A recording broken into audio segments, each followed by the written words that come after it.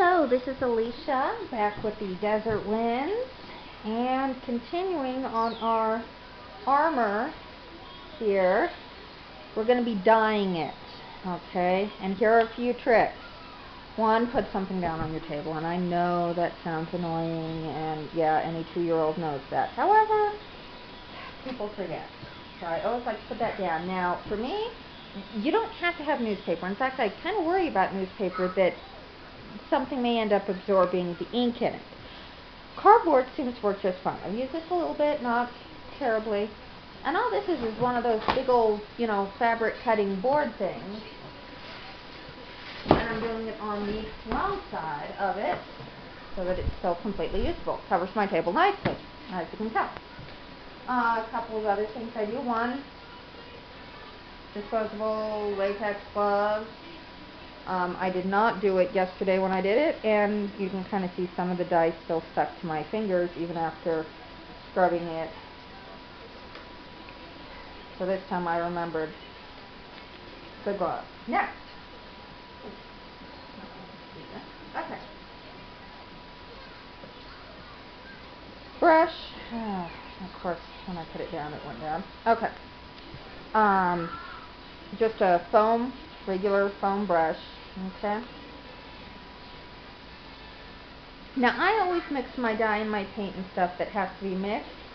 I make my husband get a container, just regular container of candy, and we eat it, and then we use the normally garbage plastic container. This way when we're done and everything's gone, I can throw this away and don't feel bad that I wasted any money on it, and I get to eat. I have an excuse to eat candy, Who doesn't love that? So, now when it comes to the pieces, and those who've seen some of the other videos associated with this will probably recognize, I like to keep it right by, so in case you do not see, boom, here is my box of leather pieces that I need to dye here. I pick up my piece of leather. I want to hold it in the middle. Take my brush. I'm going to go around the edges first, okay?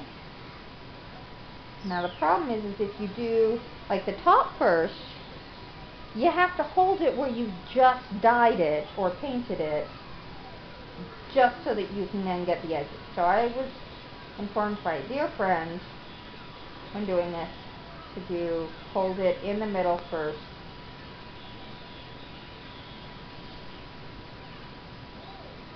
And there we go. So I have it covered with the edges. I did not do the bottom. I will come back and do that after this piece is dry. I set it out there somewhere on my bowl. I'll remember one for the next one. Now, I was amazed by how quickly this actually does dry. I was like shocked how quick. By the time I washed my hands, the entire batch of what was on the table, including what had just been dyed, was dry. Now, those wondering, the dye I have is this all-in-one EcoFlow. I was told it's cheap, it's easy, and I don't have to worry about it. Now, I'm not a leather expert. This is actually one of my first times doing something like this. Well, definitely my first time dyeing it.